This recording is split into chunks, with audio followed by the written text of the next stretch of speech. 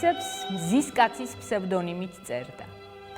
სულ 10 წელი გაგრძელდა მისი შემოქმედებითი ცხოვრება, მაგრამ საკუთარი პოეტური სამყაროს შექმნა მაინც მოასწრო. მირზა გელოვანს ეძღვნება ჩვენი დღევანდელი გადაცემა. მივესალმები ჩვენ სტუმარს, მოგესალმებით. პოეტს, ლიტერატურათმცოდნე ქეთევან შენგელიას. მადლობა, ქალბატონო ქეთევან, გადაცემაში მონაწილეობისთვის.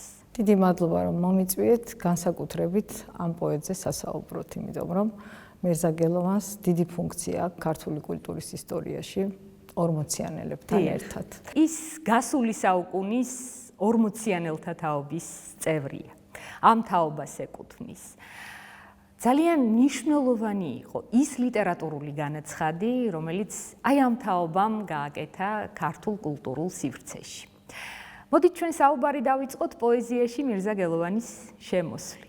მირზა გელოვანი 40-იანელებთან ერთად ძალიან ადრე შემოდის ქართულ კულტურულ სივრცეში. მათ ძალიან დიდი ფუნქცია აქვს ქართულ ლიტერატურაში, იმიტომ რომ აკადემიზმისკენ და კომერციული ლექსისკენ დააბრუნეს ქართული ლიტერატურის ისტორიისკენ მიაბრუნეს კლასიკისკენ ჩვენი ლექსი.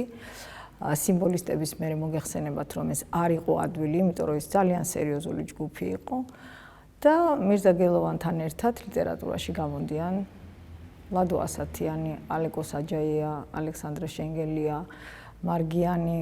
ფაქტობრივად მათ ისევ ორიენტაცია აიღეს სამშობლოს თემაზე. მართალია ცოტა რთული იყო მაშინაც ეს ამბავი საბჭოეთის ჭრილში, მაგრამ მოახერხეს და დაამკვიდრეს აი ეს ტენდენციები. ხა რაც შეეხება მის სალექსო ქსოვილს, მის განაცხადს, 18 წლის ბიჭი უკვე ჯარშია გაწვეული და მანამდე ახერხებს წერალთა კავშირში შესვლას. მანამდე ახერხებს დაწეროს სერიოზული ნაწარმოებები და ერთ-ერთი მათგანი არის შედევრი, ეს გახლავთ ვაჟას ეზოში მოკლული ჩხიკვი.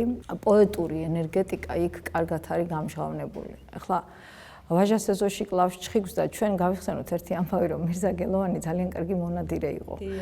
ბიძამ ასწავლა ნადირობა და დაყავდათ ჯერ ფრინველზე, მერე ნადირზე და ბოლოს დათვზეც კი, სრულიად ახალგაზრდა ბიჭი, სანადიროდ დადიოდა. და კარგი მონადირე იყო ეს. მიუხედავად ამისა, ის ვაჟას ეზოში მოკლულ ჩხიკვს დასტირის, როგორც კაცს, როგორი სისათუთე არა და არ არის ეს პატარა ლექსი და ესე ამთავრებს. დამისათუთნენ თითები მკაცრი, ეგ შენი სისხლი, ქარმა შელოკა, კაცი ყოფილხარ, ჩიდგულა კაცი, შემინდოს ვაჟამ კაცის მკვლელობა. ახლა ამას რო დაწერს სრულიად ახალგაზრდა პოეტი, ჯერ ერთი ვაჟასთან როგორ უნდა იყოს მიახლებული, მერე მისი პოეზია როგორ უნდა იცოდეს და მერე ბუნება რას უნდა წარმოადგენდეს მისთვის და გავიხსენოთ ის ამბავით, რომ გაიზარდა ეს ბუნებაში, თიანეთში აქვს სკოლა დამთავრებული, მისთვის აი ეს ტყე, მცენარე, ბალახი, ეს ყველაფერი საქართველოს ბუნება და ქართული მზე იყო უპირველესი წყარო, ენერგიის წყარო, რაც ეტყობა კიდევაც მის ლექსებს. ჩვენ თქვით, რომ ისინი ამკვიდრებენ, 40-იანელები ამკვიდრებენ, ცდილობენ და ამკვიდრონ ტრადიციები, აღადგინონ ქართული მწერლობის ტრადიციები. წინააღმდეგობები ხდებოდათ, ბუნებრივია. აი ამ გზაზე როგორი იყო ეს წინააღმდეგობები? წინააღმდეგობებზე საუბრობს თვითონ მირზა გელოვანი, საინტერესოა, სრულიად ახალგაზრდა. მწერალთა კავშირში შედის, მანამ სანამ 18 წლის გახდება და გაიწვევენ. საღამოსაც უწყობენ მას, ლიტერატურულ კლუბში უწყობენ მას საღამოს, კი ბატონო და ამის შემდეგ არის მისი გამოსვლა. და მიმართავს ნათობის რედაქტორს და სხვას, რომ ჩემს მეგობრებსო წინაღობა აქვთო, იმიტომ რომ იხსენებაო ხანჯალიო, სამშობლო, აი ასეთ სიტყვებზე თქვენო გაქვთო რეაქციაო და ასეთი ტიპის ლექსები როცა შემოდის და ეროვნული ტიპის ლექსებიო, ეს გამაღლა აცხადებს აქ დიდ პოეტებთან. თქვენ ამას გვერდზე გადასწევთ ხოლმეო და სხვა ლექსებს ბეჭდავთო. ფაქტობრივად ის მებრძოლიც არის. არა მარტო ომის ცეცხლშია მებრძოლი, ბუნებითაც მებრძოლია და ძალიან ძლიერია. ეხლა როდესაც 20 წლის ბიჭი ამბობს თავის პოემაში, მე 20 წლის ბიჭი ვარ და საუკუნე მომაქვს მხრებით და კიდევაც ასრულებს ამას, ხო? სამშობლო მისთვის ყველაფერია. კიდე რა არის აქ საინტერესო? მრავალჟანრიანია მისი შემოქმედება. ლექსები, პოემები, ბალადები, დაუმთავრებელი ჩანაწერები, რომელიც ძალიან კარგია და ძალიან საინტერესო. ამაზე მოგვიანებით კიდე 1-2 სიტყვა ვთქვათ, იმიტომ რომ ეს არ უნდა დაგვრჩეს ისე მირზა გელოვანი რომ ყოფილიყო ალბათ ცოცხალი და არ წასულიყო 27 წლის ბიჭი, ის ალბათ პროზასაც შესანიშნავად დაწერდა იმ ჩანაწერებიდან, ისეთ ნიშნებს ხედავთ ჩვენ აი გზაში თუნდაც აი ეს რო აქვს სიზმარი არაჩვეულებრივია და ნახავთ რომ იქაც არის აი ეს მწერლური განაცხადები, არა მარტო პოეტური. 1917 წლის 2 მარტს თიანეთში დაიბადა მირზა გელოვანი. რეზო გელოვანი. მირზა ეს ლიტერატურული ფსევდონიმია. დიახ, სკოლაში იქ სწავლობდა, შემდეგ პედაგოგიურ სასწავლებელში. მერე თბილისში გადმოდის საცხოვრებლად და აი აქტიურ ლიტერატურულ ცხოვრებაში როგორ ერთვება უნივერსიტეტის თავისუფალი მსმენელი? თიანეთში ამთავრებს და მისი ბუნების პატარა ოხუნჯობაც გავიხსენოთ. სახალისოა ეს რომ იქ რაზმი ქონდა ჩამოყალიბებული და რაინდული სულის ბიჭები იყვნენ ერთად შეკრებილი, მაგრამ ეს პატარა ცელქობაშიც გადავიდა. ჩაკეტეს კარი შიგნიდან პედაგოგიურ სასწავლებელში და გარეთ იყო თვითონ და კარი ისე ჩაკეტა, თითქოს შიგნით იყო მასწავლებლებიც და ბავშვებიც, მაგრამ ატყდა დავით არაბა ბრაგუნი რა ცხადია რომ კარი შეამტვრიეს მერე და გაირიცხა თვითონაც და მისი მეგობარიც ბურდულიც, მაგრამ თვითონვე გადაწყვიტა ჩვენ ვაღიაროთო, იმიტომ რომ სხვები არ დაისაჯონ ჩვენს გამო და აი ვახტანგ ბეწუკელს უთხრა თავის მეგობარს, შენ დარჩებიო, ამათ დარაზმაო, მოითხოვ ჩვენს დაბრუნებასო, ნუ ცხადია ეს დამთავრდა იმით, რომ ყველა გარიცხეს, მერე დააბრუნეს. დაასრულებს სასწავლებელს, იქაც იბრძოლეს, რომ დაბრუნებულიყვნენ და გადმოდის თბილისში. იმდენად დიდი იყო მიდრეკილება სწავლის მიმართ, ცოდნის მიმართ, რომ თავისუფალ მსმენელად იწყებს უნივერსიტეტში, თბილისის სახელმწიფო უნივერსიტეტში დასწრებას ლექციებზე. და იმ პატარა ოთახში, რომელიც მელიქიშვილზე ქონდა მას დაქირავებული და ცოტა ხანს იყო იქ, იკრიბებოდა მთელი ლიტერატურული მისი თაობის ლიტერატურული მიმართულების, ასე ვთქვათ, ახალგაზრდობა. ხშირად სტუმრობდნენ და იგონებდნენ, ნუ აი აქო ცხელშოთის პურებს შემოვიტანდითო და ვისხედით ლიტერატურაზე ვსაუბრობდითო და ეს არის მის ჩანაწერებში და სწორედ მისი მეგობრები იხსენებენ შემდეგ და შემდეგ. როცა აღარ იყო სამწუხაროდ მირზა გელოვანი, მერე უკვე მარგიანმაც, რომელიც იქ ხშირად იყო ხოლმე, თაჯაიამაც უძღვნეს მას ლექსები. ასე რომ ურთიერთობები დიდი ჰქონდა და საინტერესო ის არის, რომ ომში ყოფნის პერიოდში ის არ წყვეტდა ურთიერთობას ლიტერატურასთან. უგზავნიდა თავის დას, რუსუდანს ლექსებს, რამოდენიმე ლექსი დაიბეჭდა და წერილებს თუ გადავხედავთ, ნახავთ, რომ ძალიან მადლობელია ამ დაბეჭდილი ლექსების და კიდევ აგზავნის. თავისი ერთ-ერთი სერიოზული და ძალიან პოპულარული ლექსი ნუმწერ, ყველა მიცის ეს ლექსი 1953 წელს სწორედ ფრონტის ხაზიდან არის გამოგზავნილი. მელოდე ისიც იქიდან 42 წელს არის გამოგზავნილი. გალაქტიონ ტაბიზისადმი მიძღვნილი უფაქიზესი ლექსი გამოგზავნილია ფრონტის ხაზიდან, ასე რომ საოცარია მისი შინაგანი პოეტური ენერგია. 1939 წელს გაიწვიეს ის სამხედრო სამსახურში. მანამდე მწერალთა კავშირის წევრი გახდა. 1939 წელსვე ლიტერატურული საღამო გაუმართეს ლიტერატურულ კლუბში და იქ ბოლოჯერ წაიკითხა თავისი ლექსები და პოემები. მერე ბრძოლის წინა ხაზი და აი ბრძოლის წინა ხაზიდან საოცარი იმედით და განსაკუთრებული ემოციებით სავსე ლექსები და წერილები. ქალბატონო ქეთევან, პოეტი ჯარისკაცი. პოეტი ჯარისკაცი იყო საოცრება.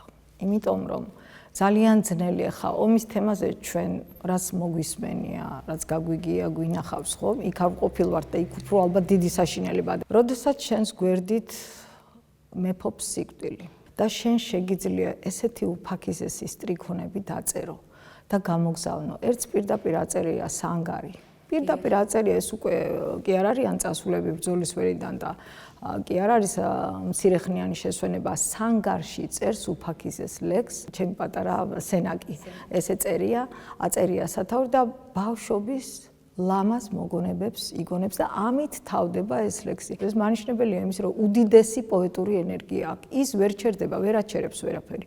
ტყვიაც ვერ აჩერებს მას და წერს ხალისიან ლექსებს. მე ქალებისადმი დამოკიდებულება, როგორი რაინდულია, როგორი ვაჟკაცურია. სანამ ომი დაიწყებოდა, იქაც უყვარდა, მერეც უყვარდა და სანამ წავიდოდა, მანამდეც უყვარდა. ის სიყვარულით იყო სულ ანთებული და მის ლექსებშიც ცხადია, რომ ეს თემა უპირველესია. ჯარისკაცები თუნდაც სადგურში ელოდებიან ხომ, ქალს როგორ ამართლებს ის და ბოლოს ასე დასძენს. მე არ გამტყუნებ, არ მაქვს უნარი დავთრგუნო შენში, რაც ასექსუალი სამქვეყნად მე ვარ გასამტყუნარი, რომ სიკვდილამდე მჯეროდა შენი. პირიქით ეუბნება, რომ შენ მართალი ხარ, რომ არ დამელოდი ხარ, რომელი კაცი იტყვის ამას, თუ არ არის პოეტი და თუ არ არის დიდი პოეტი. თემატური მრავალფეროვნება რაც მთავარია. სამშობლოს თემა, ბალადებში, პოემებში, სიყვარულის თემა, ბუნების თემა. აი ვაჟას ეზოში მოკლული ჭრიკვი ცოტა ფილოსოფიური თემაც შემოდის აქ. ეს ყველაფერი აქვს ახალგაზრდა კაცს თავის ლიტერატურაში შეტანილი.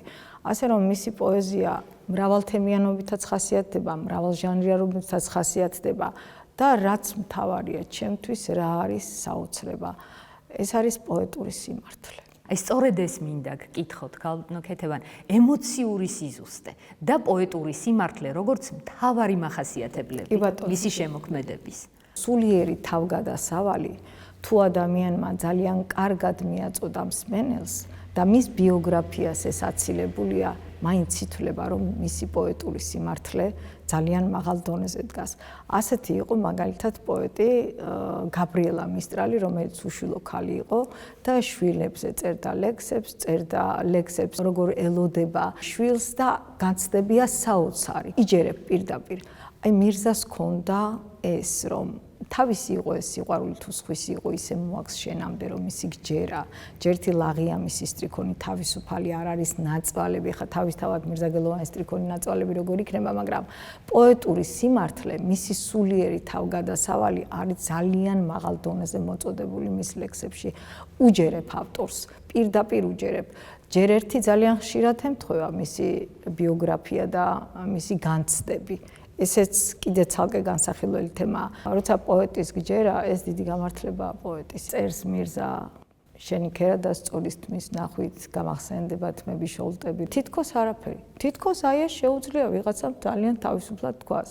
მაგრამ არ არის ეს ესე ადვილი სათქმელი, იმიტომ რომ ეს ძალიან ლაღი სტრიქონებია, ძალიან თავისუფლად ნათქვამი, გულიდან ამოხეთქილი, ეს არ არის ნაწვალები. აი ამიტომ მას სულიერი ენერგია პოეტური ძალიან ძლიერი და სიმართლეც, პოეტური სიმართლეც უმაღლეს დონეზე აქვს. ფრონტის ხაზიდან წერს პოეზია მავიწყებსო, იმას სადაც ვარო. ახალი სიცოცხლით მავსებსო და აი ეს მის ლექსებსა და მის წერილებში როგორ იგრძნობა? ყოველი ლექსის დაბადება არის შვილის დაბადებასავით. სანგარში რა საკვირველია მას თუ პოეტური ენერგია ასეთი ძლიერი ქონდა, თუ კი არა ქონდა, უკვე ვიცით. და იქიდან გზავნის თავის ლექსებს, რომ აქ ლიტერატურულ ფურცლებზე სიცოცხლე ნახოს ამ ლექსმა და წაიკითხონ და მოიწონონ. ყოველდღე კაცი სიკვდილს ელოდება და ამაზეც წერს, ამაზეც აქვს მას ლექსები და ჩანაწერები. ამბობს თუ სიკვდილმა დამინდო თავის დას უგზავნის წერილებს მამას, მეგობრებს, განსაკუთრებით რუსუდანთან აქვს ძალიან აქტიური მოწერა თავის დასთან და რა თქმა უნდა არის დიდი პოტენციალი ავტორში, იმიტომ რომ როდესაც შენ იქ თღზავ ამ დიდ ნაწარმოებებს ეს არის უკიდეგანო რესურსი, რომელიც პოეტური შენ გაგაჩნია ადამიანს. იქ არის სწორედ ჩანაწერები გაკეთებული, რაზეც ჩვენ ახლა ვილაპარაკეთ პროზაზე და იქაც როგორი ფაქეზი ინტონაციებია, თიზმარი არაჩვეულებრივია გზაში. რაც მთავარია პოეტის დიდი გამარჯვება კიდე ერთ-ერთი და მწერლისაც რა თქმა უნდა არ გავიწყდება მისი ნაწარმოები, როცა წაიკითხავ. თუ პოეტს, თუ მწერალს შეუძლია თავი დაგამახსოვროს თავისი პერსონაჟებით მას უკვე აქვს ძალიან დიდი რესურსი. თითქოს სიკვდილი მიდევს ჯიბეშიო. გადატენილი იარაღით დავდივარო მეგობარს წერს და 1927 წლით თარიღდება ეს წერილი. მას შეუძლებელია რომ ჩვენ ვუწოდოთ უიღბლო პოეტი, იმიტომ რომ ძალიან ბევრი მოასწრო 27 წლის ბიჭმა და ბევრი დაგვიტოვა. მაგრამ ის უდავოდი იყო ტრაგიკული თაობის წარმომადგენელი. რას შეძლებდა, რას მოასწრებდა ეს თაობა, ქალბატონო ქეთევან, რომ არა ეპოქალური ტრაგიზმი? ეპოქალური ტრაგიზმი იყო უძლიერესი თუნდაც აი წეღან კითხვა დამისვით ქალბატონო თამარ და ლადო ასათიანი შეეწირა ამ ეპოქას. მართალია მასჭლეკი ქონდა და ტუბერკულოზმა შეიწირა, მაგრამ პირველი წიგნი დაუჭრეს. ესე გული ატკინეს. ეპოქალური ტრაგიზმი იყო ის, რომ მირზაგელოვანი იყო გაგზავნილი ომში და უკვე იცოდნენ, რომ ამ დონის ლიტერატურას ქმნიდა, ამ დონის პოეზიას ქმნიდა და მე მგონი არაფერი არ დაშავდებოდა იმით, რომ ის უკან გამოეხმოთ, მაგრამ ეს უკვე წარსულის ამბავია. ხა რაც შეეხება უიღბლო პოეტი არ იყო. უიღბლო პოეტი არ იყო თუნდაც იმიტომ, რომ ჩვენ ამდენს ვსაუბრობთ მრავალი წელია მასზე. კიდევ ალბათ შესასწავლია მირზაგელოვანი, სიახლეები იქნება აუცილებლად მისი ხელოვნების შესახებ და ტრაგიზმი იყო ის, რომ დვინის გადაცურვისას ის იღუპება, თითქმის დასრულებულია ომი. 44 წელს, 1944 წელს იღუპება. ბოლო წერილი მოდის აპრილში, 30 აპრილს აგზავნის ბოლო წერილს და როგორც ირკვევა და მე მოიკვლიეს ივლისში არის ის გარდაცვლილი. და ისიც ძალიან მტკივნეულია, რომ ის არის ძმათა სასაფლაოზე დაკრძალული ბელორუსში. სანიკიდან ვერ ჩამოვასვენეთ აქამდე და მე მაინც იმედი მაქვს, რომ მირზაგელოვანი უნდა დაუბრუნდეს თავის მშობელ მიწას, რომელიც ასე ძალიან უყვარდა. ის იმედის პოეტია, ხო? აი იქაც ბრძოლის წინა ხაზზეც სულ პოეზიაზე ფიქრობს და შეუძლებელია რომ არა იმედის პოეტი, აი ასეთი გამორჩეული ემოციებით იყოს სავსე მისი ლექსები. ბრძოლის წინა ხაზიდან გამოგზავნილი ლექსები. ბრძოლის წინა ხაზიდან გამოგზავნილია ყველა ლექსი, ბოლო 4-5 წელი ძალიან აქტიური ქონდა. არა და სწორედ ბოლო 4-5 წელია ის წასული. სულ 6 წელი იყო მოშორებული სამშობლოს, არა, 18 წლის წავიდა, როცა 20 წლის იყო უკვე ომი დაიწყო და 44 წლამდე იქ იყო. იმედის პოეტია, იმიტომ რომ არაჩვეულებრივი ლირიკა იქ, არაჩვეულებრივი შემართება წერილებში კიდევ უკეთესად იგრძნობა. 16 სექტემბერს მოწერილ წერილში, რომელიც 1940 წელს გამოუგზავნა და ლიტერატურული საქართველო გამომიგზავნეთ, ჯერ არ წამიკითხავს, რამდენი ხანია ქართული სიტყვა არ გამიგონია, გამომიგზავნეთ ჟურნალები ითხოვს ამას და მე მინდა აღვნიშნო მისი ფაქიზი ბუნება, დედას უძღვნის ლექს და თქვენობით არის ლექსი დაწერილი. რამხელა სიმაღლეა ეს, დედას უწერს თქვენობით ლექს, ერთი. მერე მამას წერს წერილს და როგორ მორიდებით, ჯერ მოიკითხავს, გულირაზე ეთკინა მეგობარი გარდაეცვალა შეატყობინეს თიანეთში, მერე ამას წულს და მერე უწერს, რომ თუ მოგჭარბდეთო თანხაო, მაშინ გამომიგზავნეთო, ის არაფერს არ თხოვობს. აი ესეთი მორიდებულია საკუთარი მშობლების მიმართაც კი. ახასიათებს აი ესეთი შინაგანი ლმობიერება მიუხედავად იმისა, რომ ხომ მთისკაცია ეს მთაში დაბადებული გაზრდილი და შინაგანად აი ესეთი ლმობიერია თავისი რაინდული და ვაჟკაცური თვისებების მიუხედავად. რაც მჟღავნდება კიდევაც აი ამ წერილებში. ბესარაბიაში ხდება იმერელი კაცი, რომელიც არის გაგიჟებული, რომ ქართულად დაელაპარაკა მას და აღწერს ძალიან ლამაზად და ძლიერად ხატავს ამ სურათს. გადამეხვიაო, გადამკოცნა ქართულად რომ დავიწყეთო საუბარიო, ჩემი თანამებრძოლებიო, გაოცებულები გიყურებდნენ და თან უხაროდათ, რომ ვიპოვე ადამიანიო, რომელიც ქართულად მესაუბრებოდაო. აქედან ჩანს მისთვის რას ნიშნავს დედაენა, მშობლიური ენა, მარტო იმ ლექსებიდან არა და რა არის მისთვის ქართულად საუბარი. მთელ საქართველოში, მაგრამ თიანეთში განსაკუთრებით უყვართ მირზაგელოვანი. იქ მის მემორიალურ სახლ-მუზეუმს უკვე 36 წელია ქალბატონი ციცინო გაბიდაური ხელმძღვანელობს და საოცრად უვლის თავის თანამშრომლებთან ერთად იქ აურობას. არაჩვეულებრივი მუზეუმია. როცა ვიყავით იქ სტუმრად მირზაგელოვანის დაბადების დღეზე, ისეთი სიყვარულით იყვნენ განწყობილები პოეტის მიმართ, გეგმებით, იმედებით სავსენი. თავყრილობები არის ლიტერატურული, არის შეხვედრები, იწვევენ პოეტებს, გუნდი ყავთ იქ ბავშვების და ხალხური სიმღერები მოგვასმენინეს ბავშვების ლექსები, ლიტერატურული ჯგუფი არსებობს ახალგაზრდების და მუზეუმი მოქმედებს მირზაგელოვანის სახელის ღირსად. როგორც ეკადრება მირზა გილოვანის მუზეუმს, აი ისე იქცევიან და მადლობა უნდა უთხრათ ქალბატონ ციცინოს. სრულდება ჩვენი დღევანდელი გადაცემა, კიდევ ერთხელ მადლობა მონაწილეობისთვის. მადლობას მოგეხსენებთ ქალბატონ თამარ დღევანდელი გადაცემისთვის, ჩემი მოწვევისთვის. იმედიანი ვარ და იმედი ამარცხებს სიკვდილსო წერდა. წერილები 1944 წლის ივლისში შეწყდა. მირზა გელოვანი დასავლეთ დვინის სამდინარო დაბრკოლებაზე გადასვლისას გარდაიცვალა. გულის ჯიბეში თბილისიდან მეგობრის გაგზავნილი იებიედო. ბელარუსში ვიტებსკის ოლქის სოფელ სანიკის საძმო სასაფლაოზე განისვენებს ქართული პოეზიის მზისკაცი. მარად 27 წლის ჭაბუკად დარჩენილი მირზა გელოვანი. დღესაც საოცარი ძალის მატარებელია მისი პოეტური სიმართლით სავსე დანაპირები. მე დავბრუნდები. მომავალ შეხვედრამდე.